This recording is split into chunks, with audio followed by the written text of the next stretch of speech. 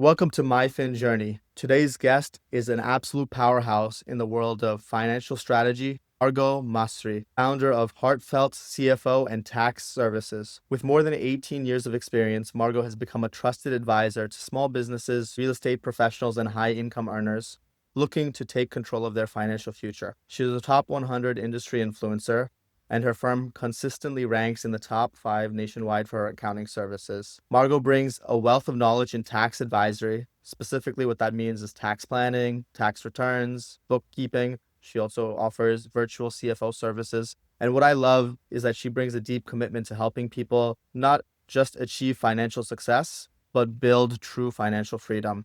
You'll want to take some notes on this one. You can connect with Margo on her LinkedIn, and I'll drop her full profile link in the show description. Let's dive in. Margo, thank you for joining us. Of course. Thank you for having me. No problem. I wanted to start by sharing with the audience your background and how you got to where you are today. Totally. So growing up, I always saw money was really, really hard, and everything was attached to the word hard, and you had to do more and work harder. I was also really surrounded all the time with people who were like breaking down houses. And I thought that was, as a kid, I really thought it was like a mean thing of like, why are they breaking down houses? Because a lot of my friends were building these houses. And then over time, it really built up is that coming from a household that money was scarce and money was hard, I wanted to see that the value of a dollar was a whole heap more. And when I saw that those houses were breaking down and they're building back up with more houses, I was like, that was rather interesting. And that's really what evolved into specializing in the real estate industry, was putting together around money numbers and the concept of tax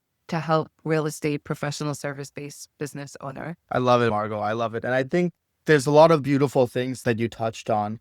I want to take a second to appreciate your upbringing because everyone's relationship with money is different. And I think we all have our own version of money insecurity.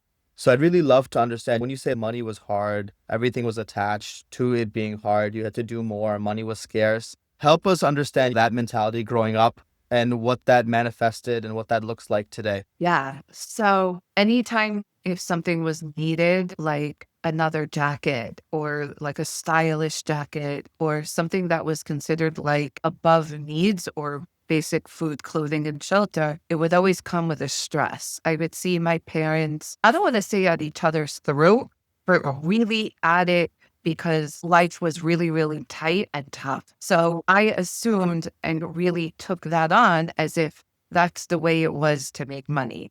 I would go to school and I would see other people have things, but they didn't necessarily have that mentality. And over time, it created a big gap for myself. I was that girl in the corner who was always very fearful and timid because I had a tight upbringing of money. And I could remember my dad going to my mom's work during the day when things got tough on payday, where he would want to have that check to make sure to meet ends meet and the obligations, our school tuitions, and all of those things. I was surrounded by so many things, like my father and my mom would share a car and plan their work shifts so that we had a parent around, on top of also finances being monitored. And a lot of the things that they came up with at the time, I thought I was like in this like stressful childhood, but now I look back and I'm like, they really wanted someone of us to have a parent around. And I just started to really think all the time, there's got to be more of a dollar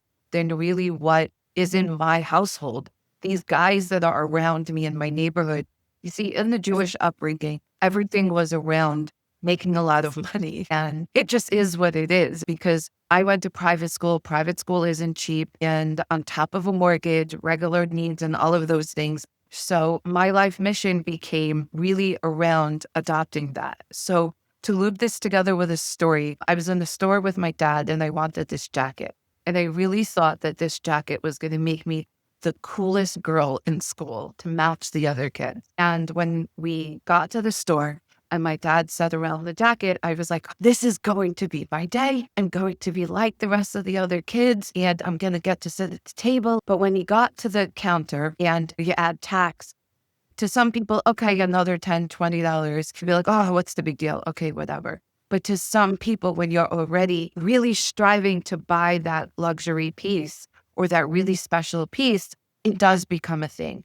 my dad has his face, and my whole body started to turn. And I was like, I never want that on his face again. The lady looked at him. And then from there, all these opportunities started to come in where I was like, I never want that for myself or anybody around me. I love it, Margo, because I think everyone's aha moment is different.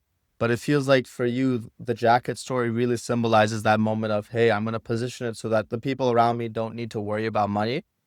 And that's really what financial freedom is. It's not necessarily having the biggest car or the biggest house or anything like that, but it's like removing that financial stress from your life and positioning it so that you're making enough so that you don't have to worry about the things that you used to worry about. It does, because growing up, it was like she has a Mercedes when she was in 12th grade. And then the teachers would choose to go in that car. And I was so thrilled my parents gave me, it was an Oldsmobile. And I thought I made it because I had a car. But the stressors to remove that with every interaction on how you make decisions, how you interact in front of your team, your friends, your family, your loved ones, like all of the surroundings, it makes a difference, because how you do one thing is how you do another. It also becomes like a bullet or like a thing or like a trigger every time money comes up.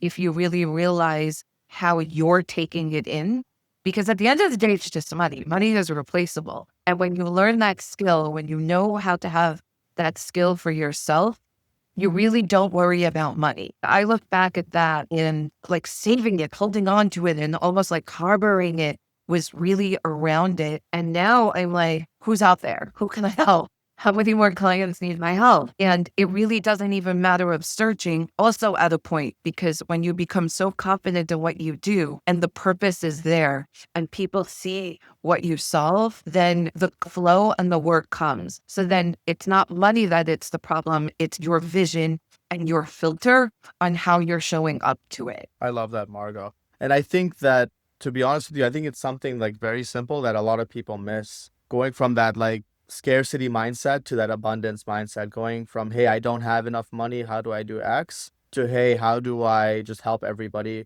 How do I just provide value and the money will flow?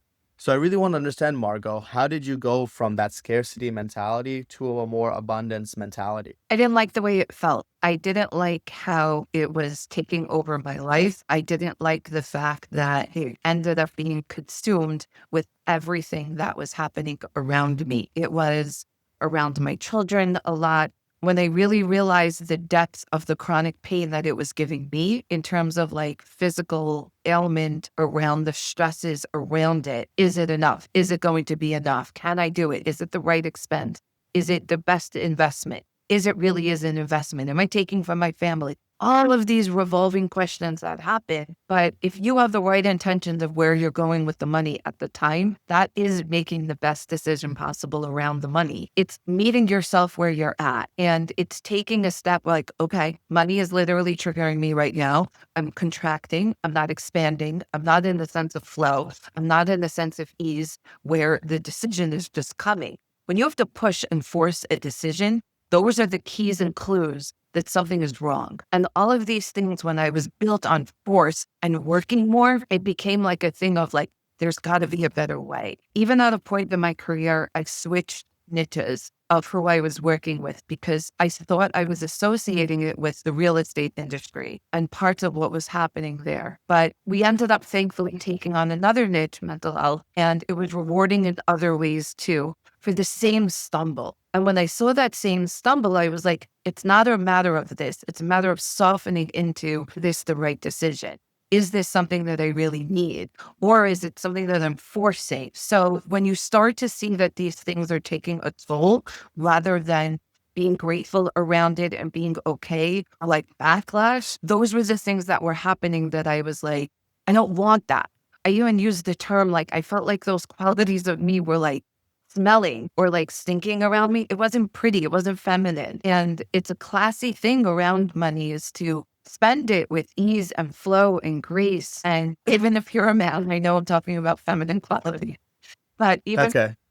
even for a man, spending it and not having this ripple effect on like, oh, I spent 250, which is you spend it and like you're good with it. You don't wake up the next morning and feel like you're angry around what you spent. You're good. Once you hit the credit card or you pay for it with a check or whatever it is, you're good and it ends there. So the key to scarcity is that you figure out where in your body it's hitting you. For me, a lot, it's my jaw and in my throat. And it becomes where like I lock up and I contract. And my best decisions are the ones when I expand and flow. And I'm like, okay, it literally just flows off my tongue. And that was really the transformation that happened around there. I love it. I love it because you're basically saying the best decisions you're making are when you're at peace, both mentally and physically. And So I really want to understand, Margo, when we dig deeper into your answer, it feels like you're mentioning a couple different points, that you were very intentional about it. You were listening to the cues of your body physically and mentally. You're understanding that working more doesn't mean that you're making more. It doesn't mean that the stress is declining or you're improving your financial freedom or your financial position. And the mentality that there has to be a better way.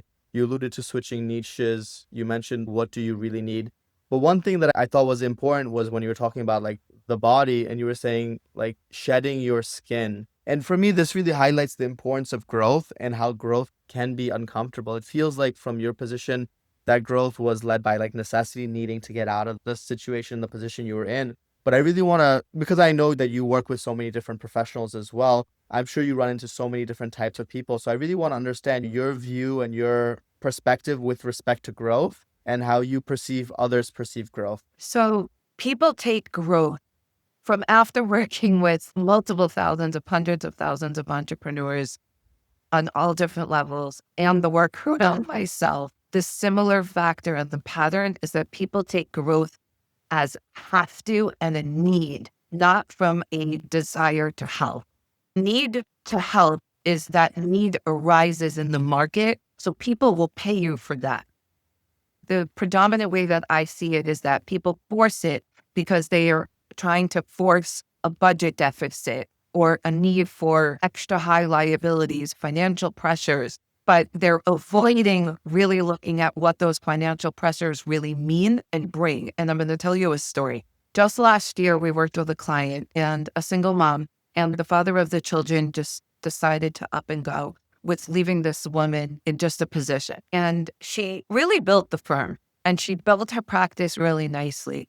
But what was missing was that she took so much on of doing it herself. It was like the knowing of the connection. So she was like a robot. What was really the turning point with her was that how she was taking money and how she was agreeing to things, because she would look at the money in the bank account as in the business, like her bank account, like her cash flow or her ATM, as a lot of people and talk about it that way. But she had all of these now contractual agreements. So she thought that the business was doing worse than it really was. But the issue is that because she looked at those numbers before taxes, what taxes were really doing, and really the way how taxes work with salary and distributions and all of these things, it was overspending on the personal side, not the business. People put so much pressure on the growth when it's really that their personal situations lots of times is the reason for their journey to really have that push. And push is one of the signs of where you need to take a step back. And I have to tell you, I was in a lot of situations of lack because my business always came from a desire of the need to help. I always lead with the need of helping, because or else my concepts, my methodologies, and my ways of helping clients are never going to work. And if you don't connect to the work, the behavior doesn't change. And growth only happens when you have a pattern that works. Yeah. We have a very high earner client. And what happened with him is that because the high earning happened in multiple different level of properties, it was able to sub each other in the different layers versus each business really being able to work on its own when he can really sell each one. So there was so much pressure around saving for retirement, paying for all of these different things.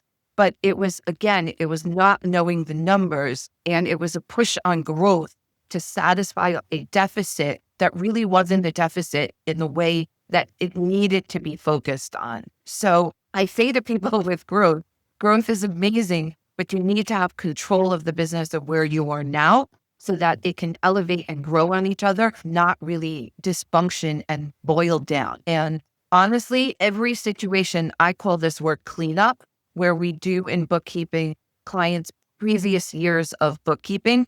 It's the same situation over and over. People are pushing enforcing the growth and they're trying to make things happen or make junk happen, a little more colorful words that these real estate developers use, but it doesn't work. What ends up happening is that they kerplunk and they kerplunk bad. And then if there's partnerships and then there's families and K1s and all of these things, it really turns into a pile of smelly situations that you can't really dissolve without somebody getting hurt, and obviously finances. But the thing to take from growth is that you have to connect to the purpose, not connect to the money of the dollar value.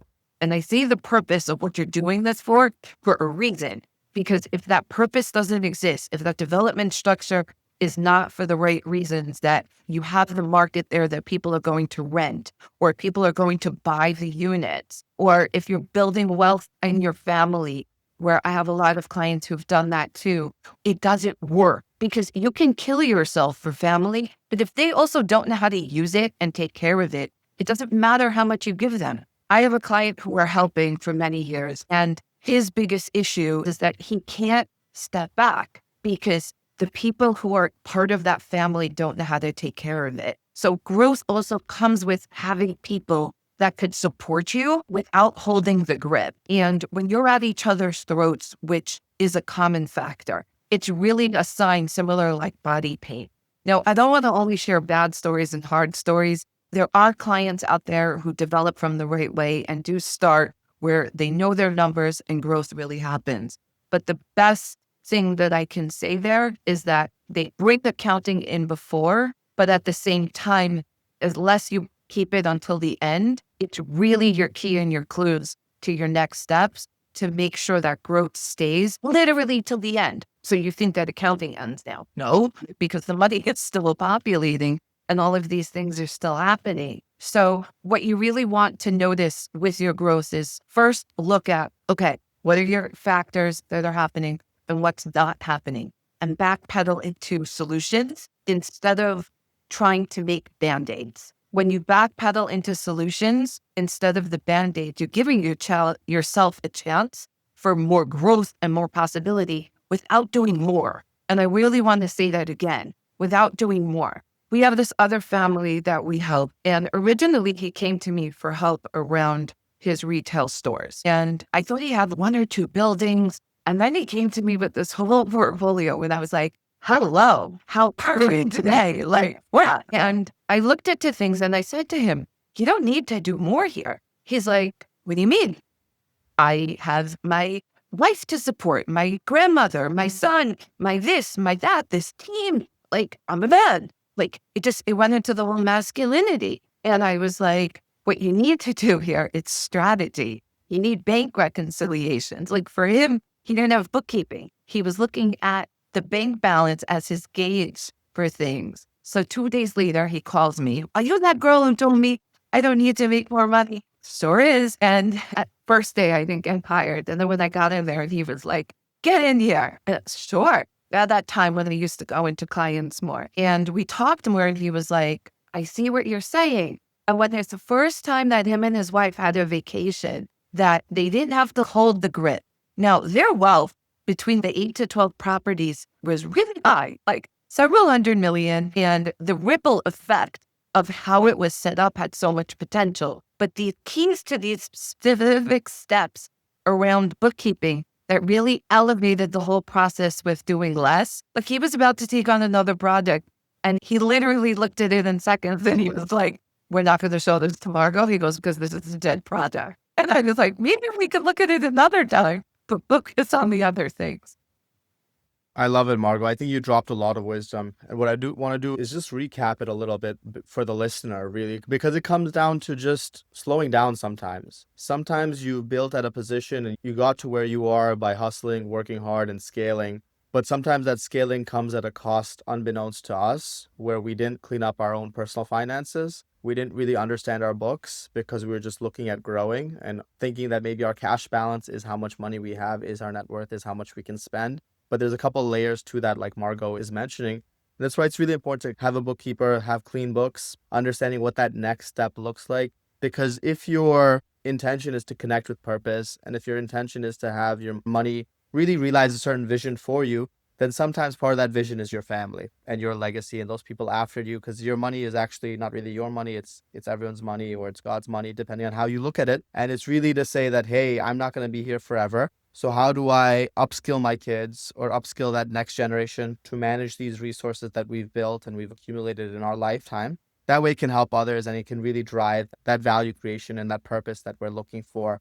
Margo, as we continue, I really want to understand from a personal finance perspective, from a legacy planning perspective, because you did allude to that maybe in that second story. I really want to understand from your perspective, how do you approach talking to children about money, or talking to children about work or about purpose? How do you structure the conversation? Because a lot of people that I talk to kind of think that people are either good with money or bad with money, and there's no middle ground. So I'm curious to hear your perspective. So think of good and bad, black and white, light and dark, like either or. But that area in between, like your gray area, is where I want to open your eyes to really look at. And I call that the area of curiosity, the area of possibility and opportunity. You really want to give your kids a chance to be able to see what you're doing. If you're a dad or a mom who's working a lot of hours, you really do want to sit with them and explain to them what you're doing.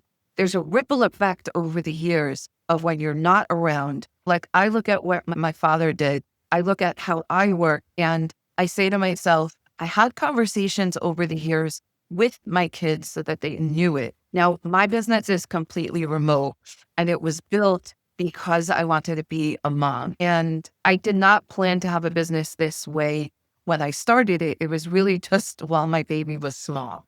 So telling your kids what you're doing, it not only puts them as part of the process, it starts to take down the defense mechanism of daddy's always working and mom's always in the kitchen and cleaning up and things. It also gives them an opportunity to appreciate what you're doing and not necessarily have resentment. And we want to make things for our kids easier, less financially stressful, and give them a bigger start. But if they don't understand where it's coming from, what ends up happening is where I see in wealth development, the problem with that is that then these kids end up at each other's throats because they don't know how to deal with it. And then the siblings, one wants one thing, one wants another, and people start to really rationalize who needs it more and why. As all of these stories and these things come into play, what's important is what you want and what you think is important, and building your values and culture around your own wealth for yourself. As a mom, see, my kids saw it as a working mom. And then when I got divorced, they saw it in a different way because it had to elevate as a single woman literally looking to create life on her own. So there's different things that had to happen. I'll tell you, my first house after my divorce, my kids chose it. And I really assumed I was going to buy a different type of house. And when I came out of it, my kids both chose it. Now, I share this story because it was a little bit more than what I could afford. But what meant to me was, it wasn't terrible, but what meant to me was that the two of them loved it and that the both of them agreed for different reasons. And I was like, okay. And like you said, believing in God and like all of these things, I was like, I had my conversations, my God is Hashem.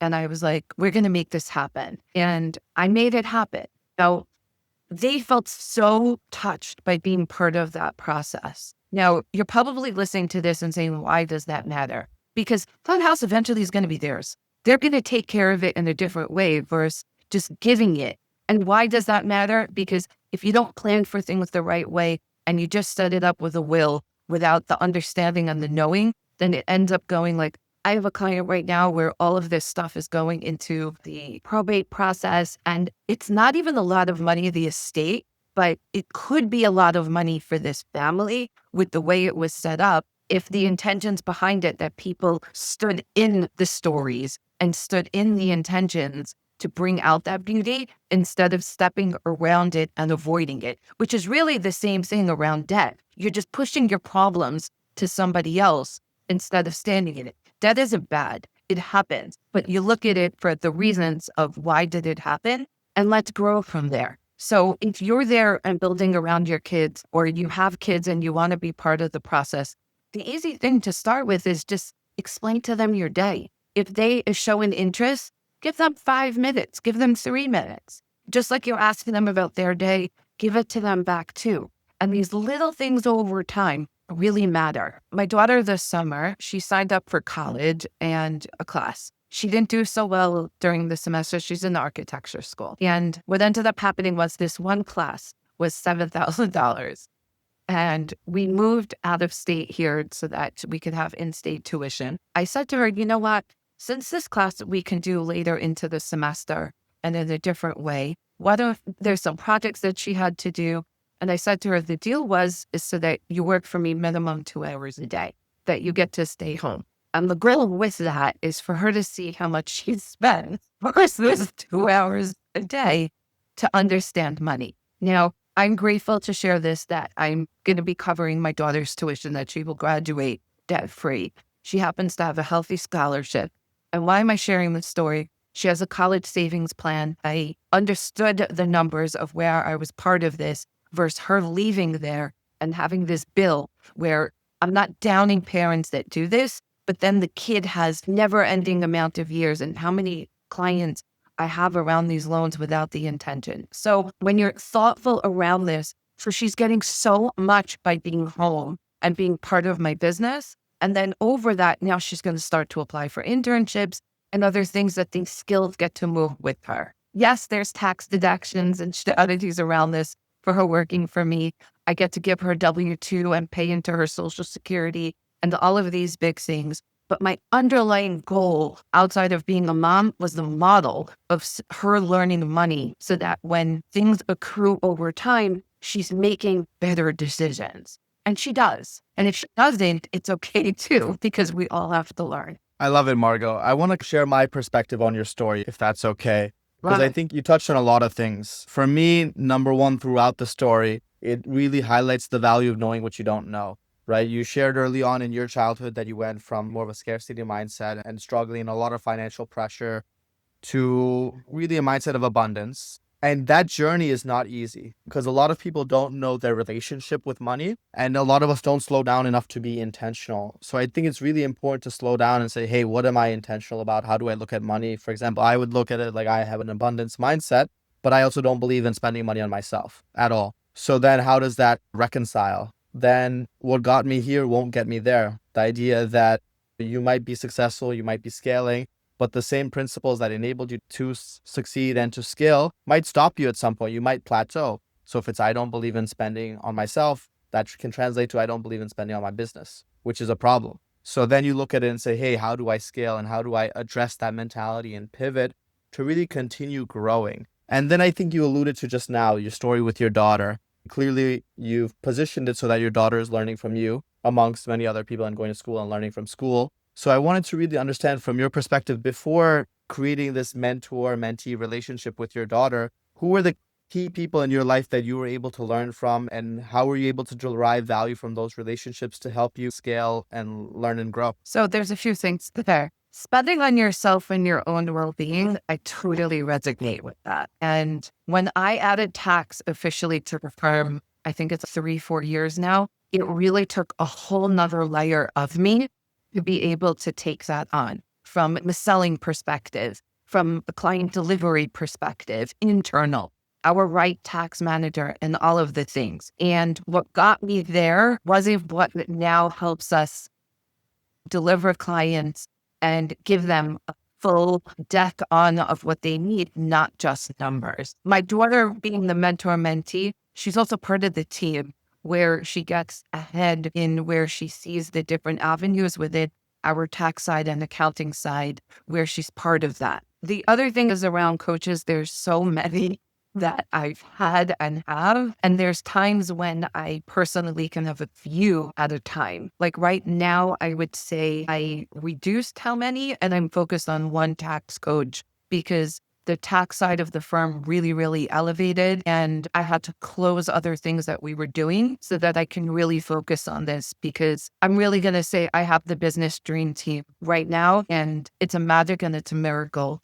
of what we have. I even use them for my own needs. And I'm like shocked that I could attend my own firm in this way. But right now, her name is Josie, and she's my tax coach right now. It's not just elevating in terms of the firm, like prices and those things. It's how to put those skills into practice and really ease, because a lot of our clients are asking for a lot more with seeing how our pitch, how our service offerings have been. That's where I am right now. But over the years, there's so many. On average, I could have between 2 and 4. But right now, it's 1 because I just happen to be in a good position, thankfully, that this is the best place for my energy. Beautiful, Margo. If you were to look back between your own journey and all the different clients you serve, what do you think that a lot of clients and yourself have invested in that have enabled you guys to build financial freedom? What did I invest in that built me financial freedom? Around my mindset and around my physical health, having a health coach to really, really guide me on that routine every morning, really just knowing that my routines were set, have somebody who, I guess I don't have just the tats, but on the personal side, I have around my health, I have around PT. I went specifically back for stronger because I was suffering with injuries. But on top of it, I do have also around getting stronger in those things because the resilience level for myself needed to be even more to withstand everything that is building. We're about to buy another home and invest in something as well. So there's just so much. On Sunday was asking me to do something and I almost said yes. And I was like, that's my time to really Find yeah. I also call it like really up level my resilience to what comes with me. No, that makes sense, Margo. And I guess we do have a lot of young listeners that listen to the podcast as well. If you were to go back and if you were to envision yourself at 18, what would you take with yourself now that would enable you to achieve what you've achieved, but maybe more efficiently? So the foundation of my growth that I wish I didn't know of then is a mindset practice. It's called Kundalini. So it's breathwork, mantra, and movement. So you get all 3 in one, and it teaches you every day to take care of yourself. And it helps because you're not depending on the outside world. And a lot of it is built on an hour of therapy a week when you just feel like, or at least me, like you would warm up at 30, 40 minutes in and then they would tell you the session is over. And then you're running to book another one. So I would say at 18, I wish I invested in myself more earlier and that I took on the knowing of independence. That speaking from a feminine perspective, this next part is knowing how to stand on my own 2 feet, not because of my divorce saying this, but in general, we all have to depend on ourselves and not necessarily on somebody else financially. The world is expensive and things are just elevating that even if your husband makes a lot of money, you still need to contribute to the household. So we have this juicer and I said to my daughter, it's $13. I was like, let's go back to juicing. She's like, hell yeah. So she does the oranges and it tastes way better. Enjoy the health, but without you taking care of you first, nothing is going to happen. Whether it's a clean diet or at least going for a walk every day, it's being in touch with yourself, even multiple times a day. I know that there's a lot of hype around the morning routine, but it's not just the morning routine. It's really the gauge temperature throughout the day until you hit the bed. And then when your head hits the pillow, did I squeeze the juice out of the day? Did I squeeze that lemon to what I wanted to accomplish? Or am I waking up with that heavy rocks of that to-dos? So thinking what you want for yourself, and it is possible, and telling yourself it's possible. It's not just for everyone else. It's everybody out there has that chance and that possibility. That's why for my daughter, it meant so much for me to help her and to be there. It's just women are evolving over time. And in the real estate industry, it's a man's world. And when I started in there, it was really, really hard. And what I have to say is what I tell my male clients is that without that balance of femininity, it really gets rougher. And when I started to put that out there and I have statistics around this, think of it like a date. Think of it like a different type of partnership. Takes down that stressors that are just not needed. So if you're out there, you're 18, believe in yourself, you got it. And there's so much out there that the world needs you. And I think to add to that, Margo, I think that you mentioned the morning routine. I think there's also a hustle culture where, like, in America, we're workaholics and we're happy to be workaholics. And to some degree, we don't view that as a problem. But the flip side is burnout. It's like when it hits you, it really hits you, especially if you haven't learned to be intentional. You haven't learned to listen to your body. You haven't learned to say, hey, me taking a second, slowing down, not buying the $13 pre-juiced orange juice because it doesn't resonate with me, doesn't vibe with me, it doesn't hit me where I need to hit. Instead, I'm going to juice the orange juice with my daughter. I'm going to take a deep breath. I'm going to enjoy this Zen moment. And then I'm going to go into that next task with more energy than I would have if I just bought the pre-juiced orange juice. And that, for a lot of people, for me, myself, it doesn't make sense until you do it. And is that the most optimal way to perform? Because sometimes if you're always in a high stress environment, you're always working very hard.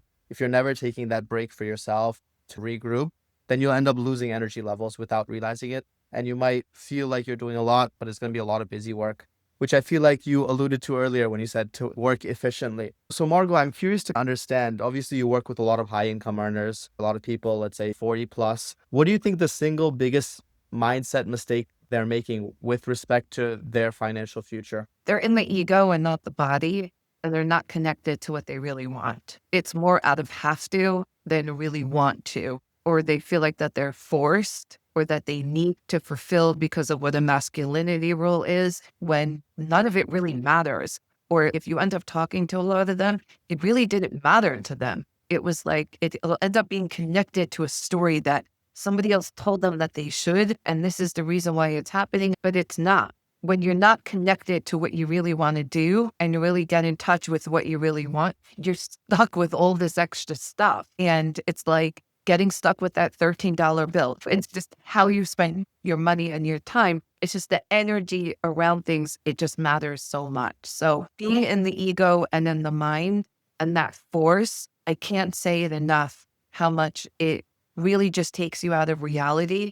And then it's going to take you away from not that end goal of what you want. If God forbid, when you walked out the door and something really happened to you, what do you want people to remember you for? And that's is something to think about versus did you make another, and I'm not downplaying growth. I'm not downplaying making more money. It's how you're doing it that you're accomplishing the result. Because there's many clients that come to me that are successful and profitable, but they're wiped, they're drained, and they're not paying attention to their energy and how they're doing it, the proactiveness and the planning. And that's the biggest methodology that we use is planning and being proactive around things. And that's why the tax planning is so effective, because it helps you think for the big picture. And even bookkeeping. People think, oh, bookkeeping is just like for transactions. It connects you to the numbers. It tells a story. Numbers tell a story. And the story is the reality check of and the gauge to what is really happening. And when you see what's really happening, it's okay, that's happening. Chances are you're good with it. Maybe you're not. And then checking in with yourself. What do I need to do to be good with that picture? Maybe I'm okay with having 10 buildings and not 50. And I can just focus on making them more profitable by literally just adding bookkeeping. It's that simple. I've compared my practice at the beginning to others who were bigger than me. And I can tell you sometimes at different points in my career, even when I was smaller, because my intention was around what I wanted at the end, it didn't matter if people were bigger than me. What would matter that the profits were always healthy because of the intentions of the planning around it, that the goal was achieved more than we expected. And it's the same thing with growing wealth, development, and all of the things that we're talking about. It all plays into the whole picture of what you want. They want to know what they need to know, because you know what happened?